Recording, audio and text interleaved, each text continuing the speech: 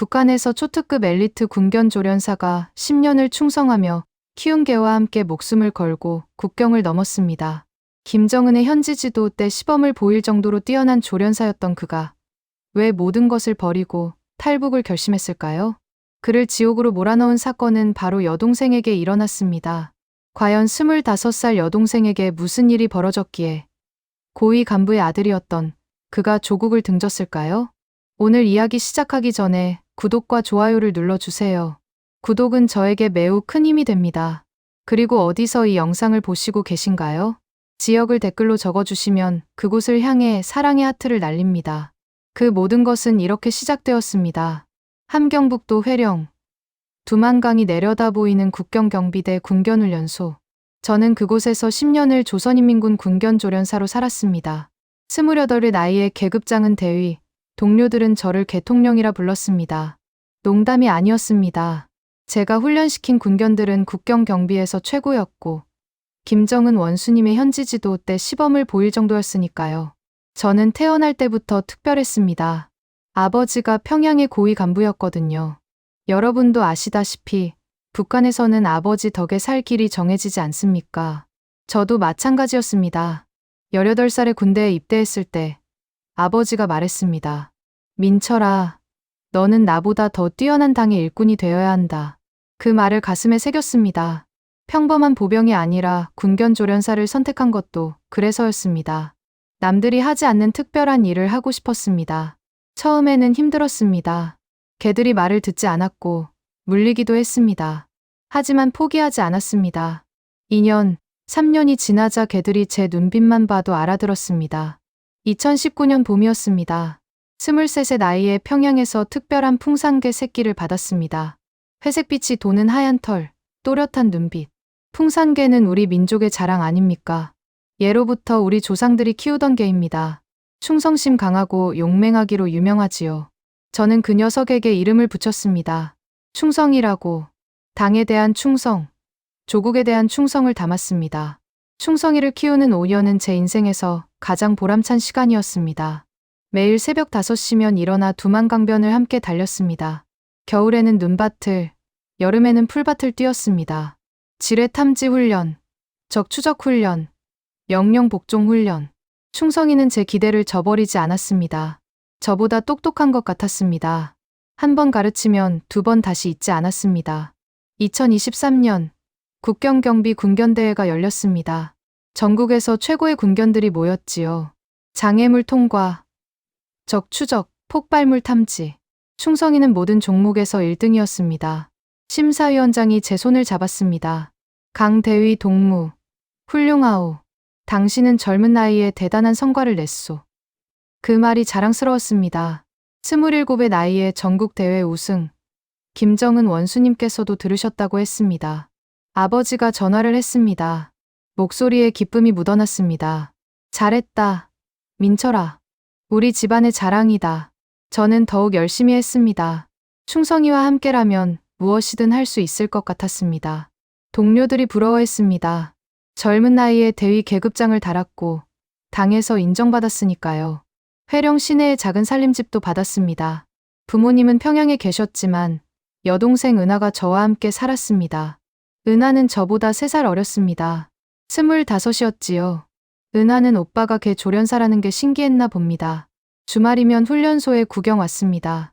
충성이가 은하를 보면 꼬리를 흔들며 뛰어왔습니다. 은하가 웃으며 충성이 목을 안았습니다. 오빠, 충성이는 정말 똑똑하네. 사람보다 나은 것 같아. 그랬습니다. 그때는 그랬습니다. 저는 조국을 지키는 군견을 키운다는 자부심이 있었습니다. 10년 동안 단 한 번도 당을 의심한 적이 없었습니다. 제가 훈련시킨 개들이 국경을 지킨다, 조국을 지킨다. 그것만으로도 충분히 보람찼습니다. 충성이와 함께라면 앞으로도 10년, 20년을 더 이곳에서 살 수 있을 것 같았습니다. 어머니는 가끔 회령에 내려와 저와 은하를 보러 오셨습니다. 된장국을 끓여주시고 김치를 담가주셨습니다. 우리 어머니 세대가 다 그러시듯 자식 걱정이 태산이셨지요. 어머니가 충성이를 쓰다듬으며 말씀하셨습니다. 이 개가 우리 민철이를 지켜주는구나. 그 말이 맞았습니다.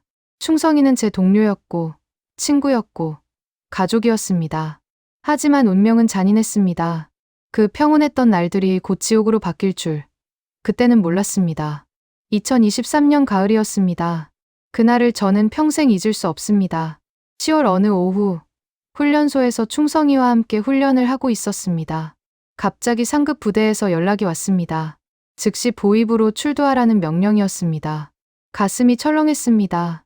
보이부라는 곳은 여러분도 아시다시피 우리로 치면 정보기관 같은 곳입니다.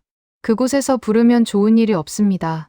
보이부 건물에 들어섰을 때 은하가 먼저 보였습니다.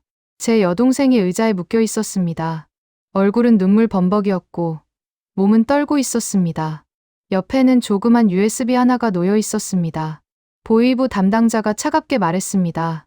강민철 대위 동무, 당신 여동생이 적성 물건을 소지했소. 남조선 드라마가 들어있는 USB요. 머리가 하얘졌습니다. 한국 드라마요?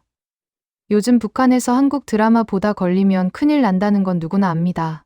하지만 설마 제 동생이, 그것도 고위 간부의 딸이 그런 짓을 했을 리가 없었습니다.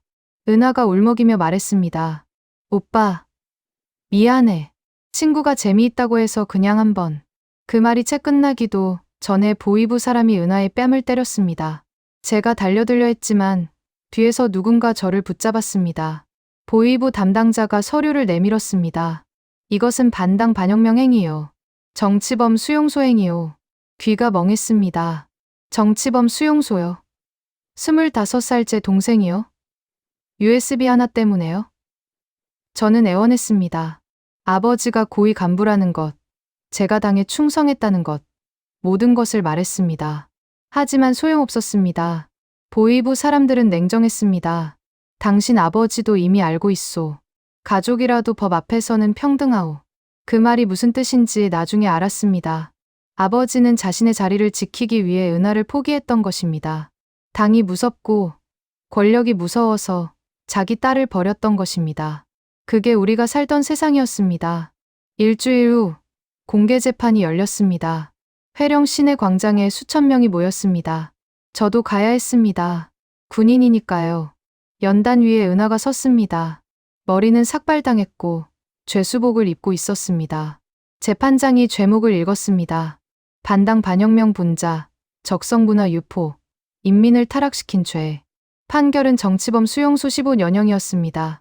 광장에 모인 사람들이 박수를 쳤습니다. 저도 박수를 쳐야 했습니다. 안 치면 저도 의심받으니까요. 하지만 제 손은 떨렸습니다. 눈물이 났지만 참아야 했습니다. 은하가 제 쪽을 봤습니다. 그 눈빛을 저는 평생 잊을 수 없습니다. 원망도 아니었고 슬픔도 아니었습니다. 그냥 텅 비어 있었습니다. 그날 밤 저는 훈련소로 돌아와 충성이를 안고 울었습니다. 충성이가 제 얼굴을 핥았습니다. 걔만이 제 슬픔을 이해해주는 것 같았습니다. 제 머릿속에는 온갖 생각이 들었습니다. USB 하나 때문에 인생이 끝난 동생, 딸을 버린 아버지, 박수를 쳐야 했던 저 자신. 이게 뭡니까? 이게 우리가 충성하던 당입니까? 이게 우리가 지키던 조국입니까? 며칠 후 어머니한테서 연락이 왔습니다. 목소리가 죽어 있었습니다. 민철아, 은하를 살려야 한다. 내가 당에 부탁해봐라. 저는 시도했습니다. 상급 부대에 탄원서를 썼습니다. 하지만 돌아온 건 경고뿐이었습니다. 더 이상 이 문제를 거론하면 나도 문제가 된다는 협박이었습니다. 저는 그때 깨달았습니다. 이 체제에서는 사람이 개만도 못하다는 것을. 제가 10년 동안 훈련시킨 군견들은 국가 재산이라고 보호받지만 제 동생은 USB 하나 때문에 버려진다는 것을. 그날 이후 모든 것이 달라 보였습니다. 훈련소에서 개들을 훈련시킬 때마다 생각했습니다. 이 개들이 언젠가 탈북자를 잡는 데 쓰일 것이라고. 제 동생처럼 억울한 사람들을 잡는 데 쓰일 것이라고. 제가 당에 바친 10년이 무엇을 위한 것이었는지 처음으로 의문이 들었습니다. 충성이를 보며 생각했습니다. 이 개의 이름은 충성인데 대체 누구에게 충성해야 하는 겁니까? 내 동생도 지키지 못하는 당에 충성해야 합니까? 아니면 내 가족, 내 양심에 충성해야 합니까? 그때부터 제 마음속에 작은 균열이 생겼습니다. 그것은 점점 커져서 결국 저를 이곳까지 오게 만들었습니다. 은하가 수용소로 끌려간 후 저는 로봇처럼 살았습니다. 아침이면 일어나고 훈련소에 가고 개들을 훈련시키고 밤이면 잠자리에 들었습니다. 하지만 제 마음은 이미 죽어 있었습니다. 동료들이 물었습니다. 강대위, 요즘 왜 그러시오? 무슨 일이라도 있소? 저는 웃으며 대답했습니다. 아무 일도 없다고, 괜찮다고. 하지만 거짓말이었습니다.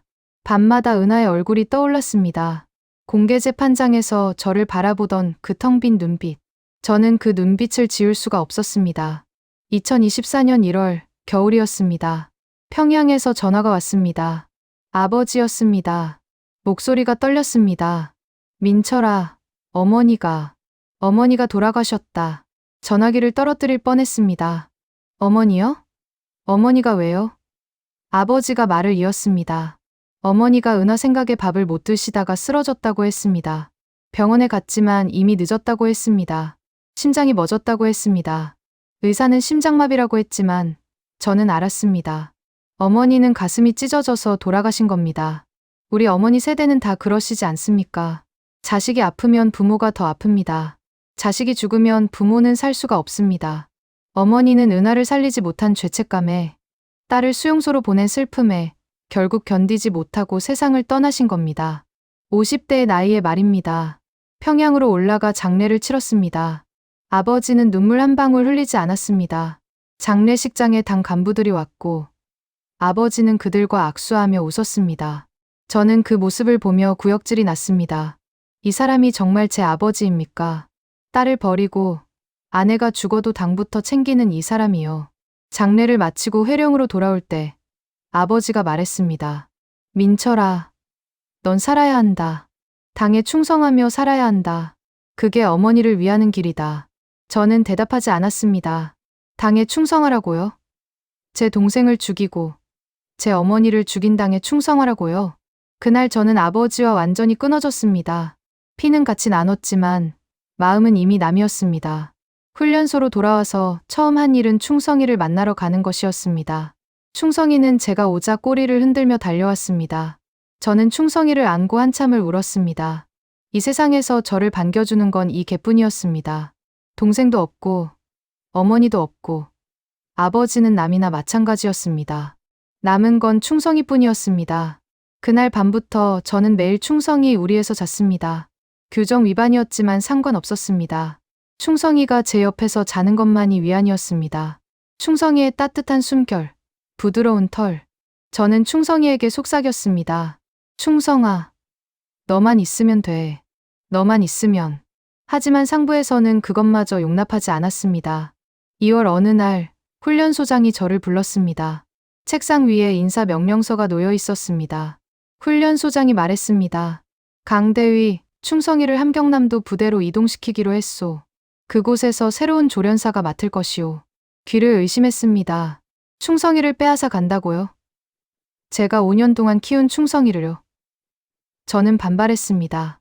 안 된다고, 충성이는 제가 키운 개라고, 다른 사람이 맡으면 적응하지 못한다고 말했습니다. 하지만 훈련소장은 냉정했습니다. 군견은 개인 소유가 아니오. 국가 재산이오. 명령을 따르시오. 그 순간 제 안에서 무언가 끊어졌습니다. 동생을 빼앗아가고 어머니를 죽게 하고 이제는 충성이마저 빼앗아 간다고요? 이게 제가 10년 동안 충성한 당의 대가입니까? 이게 제가 바친 청춘의 값입니까? 그날 밤 저는 결심했습니다. 이곳을 떠나야겠다고. 이 체제와 함께 살 수 없다고. 충성이를 데리고 국경을 넘겠다고. 죽더라도 이 지옥에서는 죽지 않겠다고. 제가 살아서 이 체제의 진실을 증언하는 것. 그것만이 은하와 어머니에게 하는 복수라고 생각했습니다. 충성이를 안고 두만강을 바라봤습니다. 저 강 너머에는 자유가 있을 것입니다. 충성이와 함께 살 수 있는 세상이 있을 것입니다. 저는 충성이에게 속삭였습니다. 충성아, 우리 여기서 나가자. 살아서 나가자. 충성이가 제 얼굴을 핥았습니다. 알아듣는 것 같았습니다. 충성이 이동 명령이 떨어진 날부터 저는 계획을 세우기 시작했습니다. 이동일은 3월 말이었습니다. 그 전에 탈출해야 했습니다. 시간이 많지 않았습니다. 하지만 저에게는 10년 동안 쌓은 국경 지식이 있었습니다. 제가 훈련시킨 군견들이 어디를 순찰하는지, 지뢰가 어디에 묻혀 있는지, 감시 카메라가 어느 각도로 설치돼 있는지, 모두 알고 있었습니다. 밤마다 훈련소 사무실에 남아 지도를 펼쳤습니다. 두만강 국경선을 따라 그어진 빨간 선들, 지뢰밭을 표시한 검은 점들, 순찰 경로를 나타낸 파란 화살표들. 10년 동안 이 지도를 보며 군견들을 훈련시켰는데 이제는 이 지도가 제 탈출 경로가 될 줄 누가 알았겠습니까? 여러분도 아시다시피 북한 국경은 세상에서 가장 삼엄합니다. 철책이 있고 지뢰가 있고 감시병이 있습니다. 하지만 저는 그 모든 것의 허점을 알았습니다. 회령 동쪽 22 지점에 작은 계곡이 있었습니다. 그곳은 지형이 험해서 철책이 낮았고 순찰도 다른 곳보다 뜸했습니다. 지뢰는 묻혀 있었지만 안전 통로가 있었습니다. 제가 직접 군견 훈련을 위해 만든 통로였습니다. 그 길은 폭이 1m도 안 됐지만 제가 5년 동안 수십 번 지나다닌 길이었습니다. 눈 감고도 갈 수 있었습니다. 그곳으로 가기로 했습니다. 문제는 중국 쪽 연락책이었습니다. 혼자 국경을 넘는다 해도 중국에서 어디로 가야 할지 막막했습니다. 그때 생각난 사람이 박상사였습니다. 훈련소 선임이었는데 작년에 제대한 후 회령 시내에서 장사를 한다는 소문을 들었습니다. 그 사람이 가끔 체제를 비판하곤 했었습니다. 물론 저한테만 조심스럽게 말했지만요. 믿을 수 있는 사람이었습니다. 어느 주말 저는 사복을 입고 장마당으로 갔습니다. 박상사를 찾는데 오래 걸리지 않았습니다. 옥수수 파는 좌판 앞에 앉아 있었습니다. 저를 보자 눈이 휘둥그레졌지만 금방 표정을 감췄습니다. 저는 옥수수를 사는 척하며 낮은 목소리로 말했습니다. 형님, 조용한 데로 가시죠. 장마당 뒤편 골목으로 자리를 옮겼습니다. 저는 돌려 말하지 않았습니다. 저 넘어가려 합니다. 중국 쪽에 아는 사람 있습니까? 박상사가 제 눈을 똑바로 쳐다봤습니다. 한참을 말없이 저를 보더니 천천히 고개를 끄덕였습니다. 조선족 한 사람 압니다. 하지만 대위님, 한번 넘어가면 돌아올 수 없습니다. 저는 쓴웃음을 지었습니다. 돌아올 이유가 뭐가 있겠습니까? 여기 남은 게 뭐가 있습니까? 박상사가 한숨을 쉬었습니다. 그러고는 종이 한 장을 꺼내 전화번호를 적었습니다. 국경 넘으면 이 번호로 전화하라고 했습니다. 중국 돈도 필요할 거라고 했습니다. 저는 주머니에서 돈 뭉치를 꺼냈습니다. 어머니 장례식 때 받은 부의금과 제가 10년 동안 모은 돈 전부였습니다. 북한 돈으로 100만 원쯤 됐을 겁니다. 박상사가 받아들고는 충분하다고 고개를 끄덕였습니다. 그리고 마지막으로 한마디 했습니다. 조심하십시오. 살아서 증언하십시오. 그 말이 제 가슴을 쳤습니다. 살아서 증언하라. 그렇습니다. 저는 살아야 했습니다. 은하와 어머니의 억울함을 세상에 알려야 했습니다. 이 체제가 얼마나 악랄한지, 사람을 얼마나 짐승만도 못하게 다루는지 증언해야 했습니다. 2월 말, 탈출 이틀 전부터 저는 충성이에게 특별 훈련을 시켰습니다. 짖지 않기, 조용히 따라오기, 제 신호에만 반응하기. 충성이는 똑똑했습니다. 보통 개들은 이런 훈련에 일주일은 걸리는데 충성이는 하루 만에 알아들었습니다. 제 손짓 하나에 앉고 눕고 따라왔습니다. 소리 없이 그림자처럼. 제가 입에 손가락을 대고 쉿소리를 내면 충성이는 짖지 않았습니다. 완벽했습니다. 저는 충성이 머리를 쓰다듬으며 속삭였습니다. 충성아, 우리 멀리 간다. 절대 짖으면 안 된다. 충성이가 제 손을 핥았습니다. 알겠다는 듯이. 탈출 전날 밤, 저는 어머니 묘소를 찾아갔습니다. 평양까지 갈 수는 없었습니다. 대신 회령 뒷산에 제가 따로 만든 작은 표석이 있었습니다. 어머니 성함을 새긴 돌멩이 하나, 그 앞에 무릎 꿇고 저를 올렸습니다. 마음속으로 말씀드렸습니다. 어머니, 아들이 갑니다. 은하를 구하지 못해서 죄송합니다. 어머니를 지키지 못해서 죄송합니다. 하지만 저는 살겠습니다. 살아서 이 체제의 악랄함을 세상에 알리겠습니다. 그게 어머니와 은하에게 하는 아들의 복수입니다. 바람이 불었습니다. 3월 초의 차가운 바람이었습니다. 어머니가 대답하시는 것 같았습니다. 가거라. 살아라. 증언하거라. 그렇게 말씀하시는 것 같았습니다. 저는 일어나 표석에 이마를 대고 마지막 절을 했습니다. 다시는 이곳에 올 수 없을 것입니다. 통일이 되기 전에는 말입니다. 훈련소로 돌아와 마지막 밤을 보냈습니다. 충성이 우리에 들어가 충성이를 안고 누웠습니다. 충성이의 따뜻한 체온이 느껴졌습니다. 심장 뛰는 소리가 들렸습니다. 제가 작은 목소리로 말했습니다. 충성아, 내일이면 우리 이 지옥을 떠난다. 살아서 떠나자. 충성이가 제 얼굴을 핥았습니다. 죽을 각오로. 하지만 반드시 살아서 떠나야 했습니다. 2024년 3월 2일 밤 11시였습니다. 달은 없었고 구름이 하늘을 덮었습니다. 탈출하기에 완벽한 날씨였습니다. 저는 훈련복 위에 검은 점퍼를 걸쳤습니다. 배낭에는 물과 건빵, 그리고 돈이 들어 있었습니다. 충성이 목에 검은 천을 둘렀습니다. 흰 털이 어둠 속에서 눈에 띌까 봐서였습니다. 훈련소를 나설 때 뒤돌아봤습니다. 10년을 보낸 곳이었습니다. 제 청춘이 여기 있었습니다. 하지만 미련은 없었습니다. 이곳은 더 이상 제가 있을 곳이 아니었습니다. 충성이가 제 옆에 조용히 섰습니다. 저는 충성이 머리를 쓰다듬으며 속삭였습니다. 충성아, 이제 시작이다. 절대 소리 내면 안 된다. 충성이가 고개를 끄덕이는 것 같았습니다. 우리는 어둠 속으로 걸어 들어갔습니다. 훈련소에서 계곡까지는 10일 길이었습니다. 길을 피해 산길로 갔습니다. 눈에 띄면 안 됐으니까요. 4월이 가까워서 눈은 녹았지만 바람은 차갑습니다. 충성이는 제 앞에서 조용히 걸었습니다. 발소리도 내지 않았습니다. 역시 제가 훈련시킨 개답게 완벽했습니다. 1시간쯤 걸었을 때 멀리서 불빛이 보였습니다. 순찰대였습니다. 저는 즉시 엎드렸습니다. 충성이도 제 옆에 엎드렸습니다. 순찰대가 손전등을 이리저리 비췄습니다. 불빛이 우리가 있는 쪽으로 왔습니다. 심장이 터질 것 같았습니다. 충성이가 움찔했습니다. 짖으려는 것 같았습니다. 저는 재빨리 충성이 주둥이를 감쌌습니다. 충성이가 제 손을 핥았습니다. 알았다는 듯이 불빛이 우리 머리 위를 지나갔습니다. 순찰대는 지나갔습니다. 한참을 엎드려 있다가 일어났습니다. 등에 땀이 흘렀습니다. 3월 초 추운 날씨인데도 말입니다. 이제 겨우 시작인데 벌써 이렇게 긴장되다니. 앞으로 얼마나 더 많은 위기가 있을지 알 수 없었습니다. 계곡에 도착한 건 새벽 1시였습니다. 철책이 보였습니다. 높이는 3m쯤 됐습니다. 철조망에 감시 카메라가 달려 있었습니다. 하지만 저는 알고 있었습니다. 카메라 사각지대가 어딘지. 제가 5년 동안 이곳에서 군견 훈련을 시켰으니까요. 저는 제가 알던 지점으로 갔습니다. 배낭에서 철선 절단기를 꺼냈습니다. 작년에 훈련소 창고에서 몰래 가져온 것이었습니다.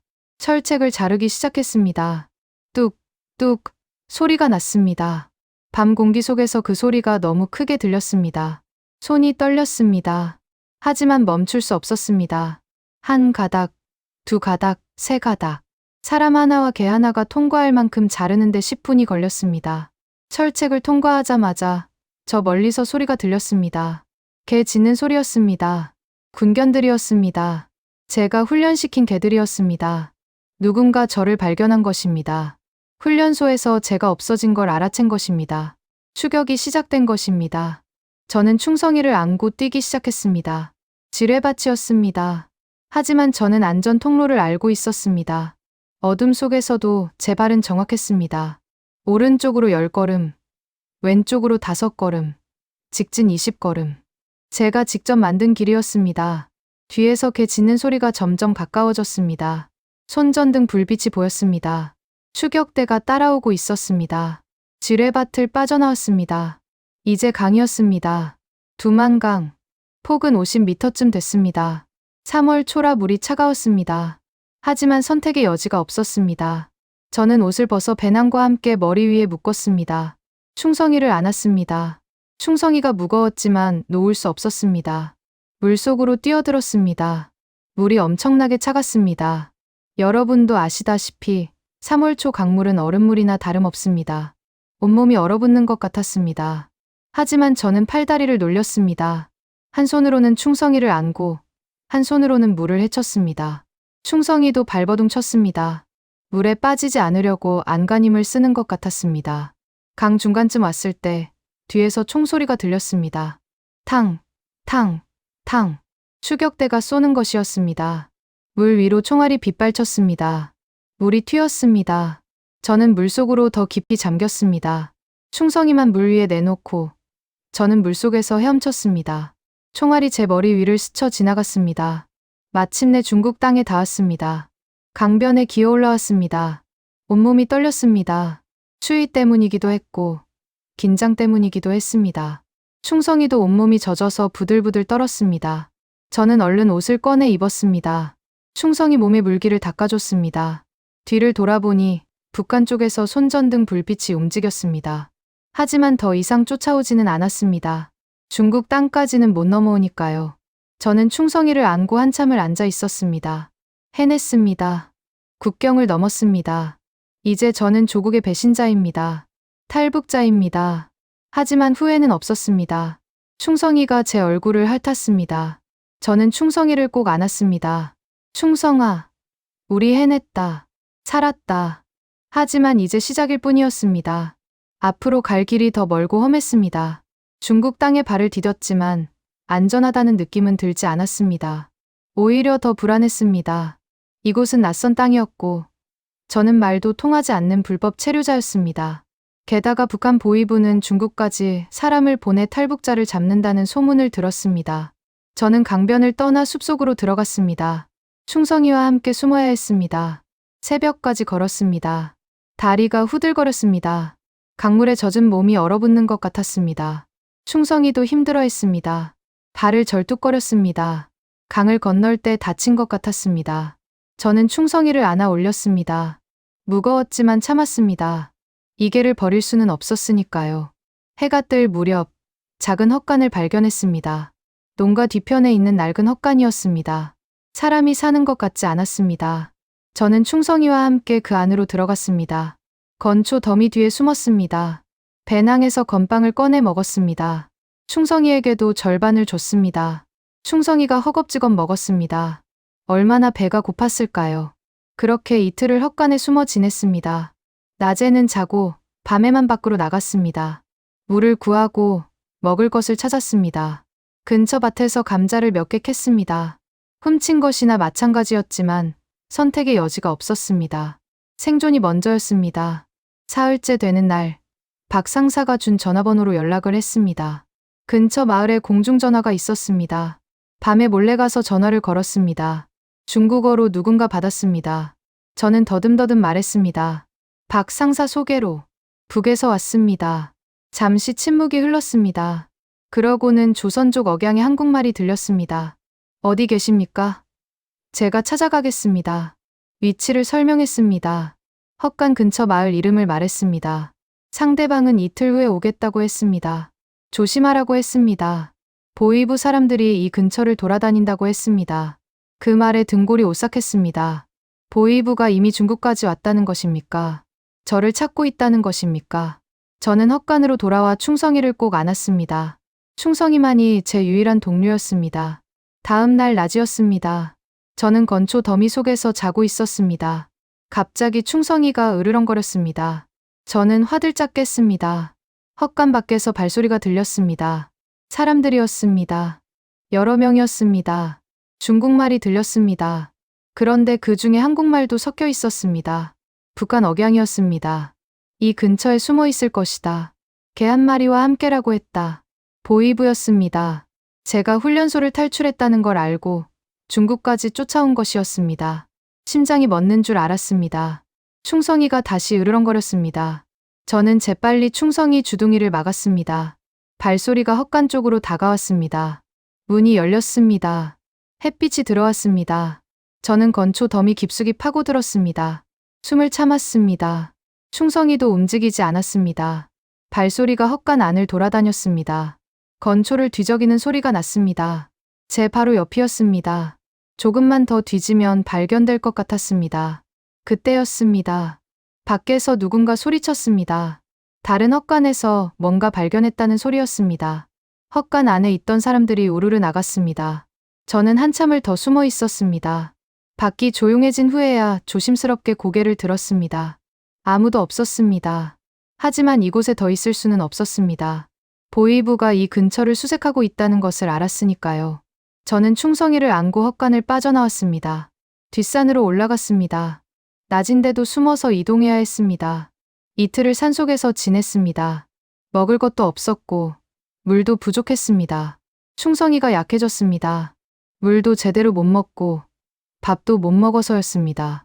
저도 기진맥진했습니다. 이러다가는 잡히기 전에 굶어 죽겠다는 생각이 들었습니다. 약속한 날이 됐습니다. 저는 밤에 약속 장소로 갔습니다. 마을 입구 느티나무 아래였습니다. 한참을 기다렸습니다. 아무도 오지 않았습니다. 속았나 싶었습니다. 그때 어둠 속에서 누군가 나타났습니다. 70대쯤 돼 보이는 할아버지였습니다. 조선족이었습니다. 젊은 친구, 많이 고생했겠소. 그 말에 눈물이 났습니다. 며칠 만에 듣는 따뜻한 말이었습니다. 할아버지가 저를 차에 태웠습니다. 충성이도 함께 태웠습니다. 할아버지는 아무 말 없이 차를 몰았습니다. 1시간쯤 달려서 외딴 농가에 도착했습니다. 여기서 며칠 쉬시오. 한국 가는 길을 알아보겠소. 할아버지가 방 하나를 내줬습니다. 저는 그 방에 들어가 충성이와 함께 쓰러졌습니다.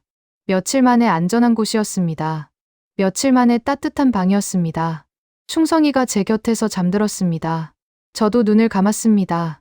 하지만 마음 한편에는 여전히 불안이 있었습니다. 보위부가 언제 찾아올지 몰랐으니까요. 여기도 안전하지 않았습니다. 한국에 가기 전까지는 네월가 안전하지 않았습니다. 조선족 할아버지 댁에서 일주일을 쉬었습니다. 할아버지는 말이 없는 분이었지만 따뜻한 분이었습니다. 매일 밥을 해주셨고 충성이에게도 먹을 것을 챙겨주셨습니다. 충성이가 조금씩 기운을 차렸습니다. 저도 그랬습니다. 하지만 오래 머물 수는 없었습니다. 보위부가 이 지역을 계속 수색하고 있다는 소식이 들렸습니다. 할아버지가 한국 선교 단체와 연락을 해주셨습니다. 라오스를 거쳐 태국으로 가는 루트였습니다. 그곳에서 한국 대사관에 가면 된다고 했습니다. 문제는 충성이었습니다. 걔를 데리고 가는 건 위험하다고 했습니다. 국경마다 검문이 있고 걔가 짖으면 들킬 수 있다고 했습니다. 충성이는 여기 두고 가시오. 제가 잘 돌봐드리겠소. 할아버지가 말씀하셨습니다. 하지만 저는 고개를 저었습니다. 할아버지, 이 개는 제 가족입니다. 두고 갈 수 없습니다. 할아버지가 한숨을 쉬셨습니다. 그러고는 고개를 끄덕이셨습니다. 그럼 각오하시오. 길이 험할 것이오. 2024년 3월 말이었습니다. 저는 충성이와 함께 중국을 떠났습니다. 한국 선교 단체에서 보낸 조선족 안내인이 왔습니다. 30대 남자였습니다. 차를 몰고 왔습니다. 저와 충성이를 차에 태웠습니다. 충성이는 뒷좌석 바닥에 숨겼습니다. 담요로 덮었습니다. 저는 뒷좌석에 앉았습니다.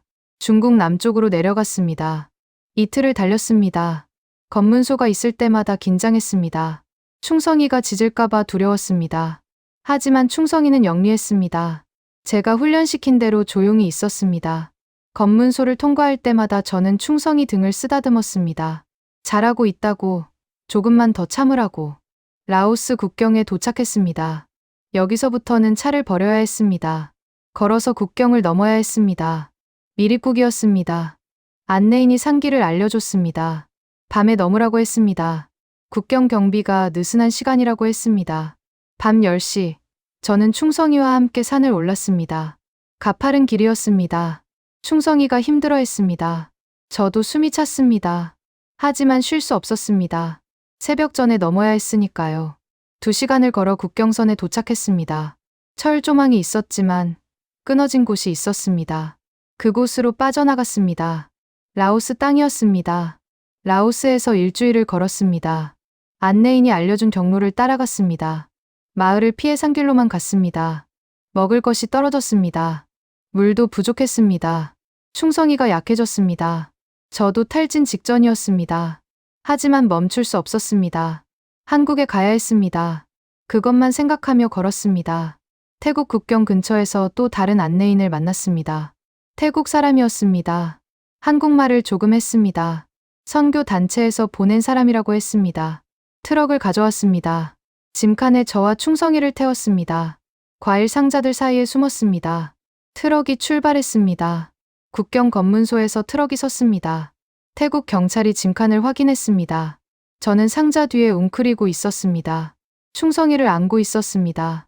충성이가 움찔했습니다. 짖으려는 것 같았습니다.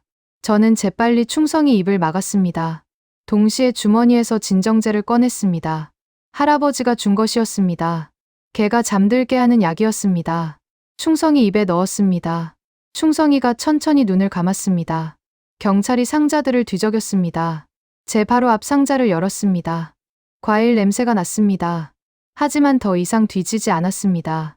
트럭 문을 닫았습니다. 트럭이 다시 출발했습니다. 저는 한숨을 쉬었습니다. 충성이가 제 품에서 잠들어 있었습니다. 방콕에 도착한 건 4월 초였습니다.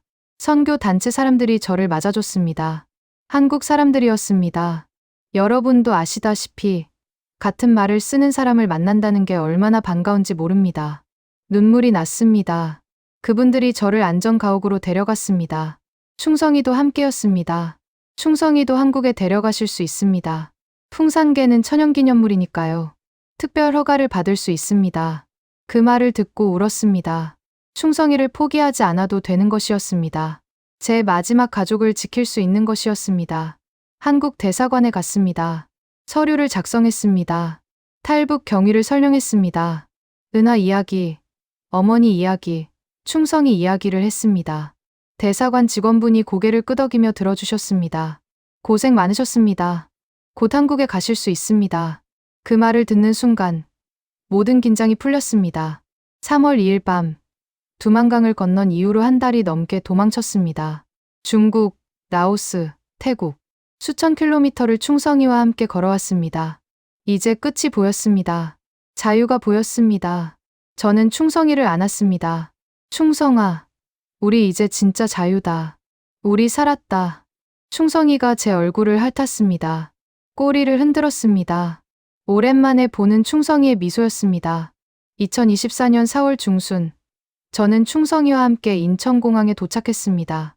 비행기에서 내려 한국 땅을 밟는 순간 다리가 후들거렸습니다. 정말로 왔구나. 정말로 자유를 찾았구나. 믿기지 않았습니다. 3월 2일 밤 두만강을 건넌 지 한 달 반 만이었습니다. 하지만 마치 1년 같았습니다. 공항에서 통일부 직원분들이 저를 맞아주셨습니다. 충성이도 함께였습니다. 검역 절차를 거쳤습니다. 풍산개는 천연기념물이라 특별히 허가를 받았다고 했습니다. 충성이가 제 옆에 있을 수 있다는 것만으로도 감사했습니다. 강민철 씨, 환영합니다. 이제 대한민국 국민입니다. 그 말을 듣는 순간 눈물이 났습니다. 대한민국 국민. 더 이상 탈북자가 아니라 국민이라는 것, 자유로운 사람이라는 것. 저는 고개를 숙여 인사했습니다. 하나원에 들어갔습니다. 탈북자들이 적응 교육을 받는 곳이라고 했습니다. 저는 그곳에서 석 달을 보냈습니다. 한국 사회에 대해 배웠습니다. 민주주의, 시장경제, 법과 제도. 북한에서는 한 번도 배우지 못한 것들이었습니다. 처음에는 어려웠습니다. 하지만 점점 이해가 됐습니다. 이것이 자유구나. 이것이 인간다운 삶이구나. 하나원에는 충성이를 데려갈 수 없었습니다. 그래서 임시로 경기도의 한 애견 보호소에 맡겼습니다. 주말마다 찾아갔습니다. 충성이는 저를 보면 꼬리를 흔들며 달려왔습니다. 여전히 저를 기억하고 있었습니다. 저는 충성이를 안고 한참을 있었습니다. 이 개와 함께 국경을 넘었습니다. 이 개와 함께 살아남았습니다. 이 개는 제 가족이었습니다. 하나원에서 만난 사람들이 물었습니다. 왜 탈북했느냐고. 저는 은하 이야기를 했습니다. USB 하나 때문에 수용소로 끌려간 동생 이야기. 충격으로 돌아가신 어머니 이야기. 권력을 위해 가족을 버린 아버지 이야기. 사람들이 울었습니다. 그리고 말했습니다. 증언해야 합니다. 세상에 알려야 합니다. 그 말이 맞았습니다. 저는 살아서 나왔습니다. 은하와 어머니를 위해, 그리고 아직도 북한에 갇혀있는 수많은 사람들을 위해 증언해야 했습니다. 7월에 하나원을 수료했습니다. 정부에서 정착금을 줬습니다. 집을 구할 수 있었습니다.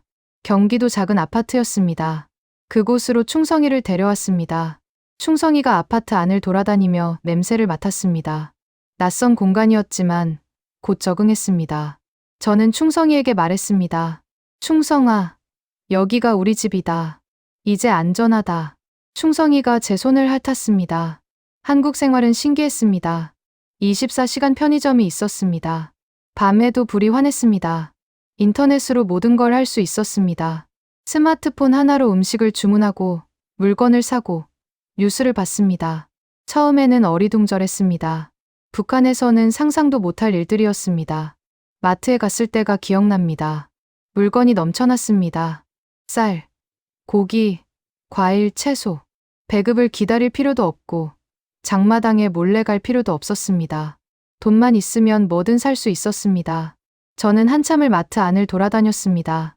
이게 자유구나. 이게 풍요로움이구나. 하지만 적응이 쉽지만은 않았습니다. 말투가 달랐습니다. 북한 억양이 섞여 나왔습니다. 사람들이 이상하게 쳐다봤습니다. 음식 맛도 달랐습니다. 설탕을 많이 넣어서 단맛이 강했습니다. 저는 북한식 된장찌개가 그리웠습니다. 어머니가 끓여주시던 그 맛이 그리웠습니다. 무엇보다 은하가 그리웠습니다. 어머니가 그리웠습니다. 밤이면 생각났습니다. 은하는 지금 어디서 무엇을 하고 있을까? 수용소에서 살아있기는 할까? 어머니 묘소는 누가 돌보고 있을까? 아버지는 아직도 평양에서 당 간부로 살고 있을까? 그럴 때마다 충성이를 안았습니다.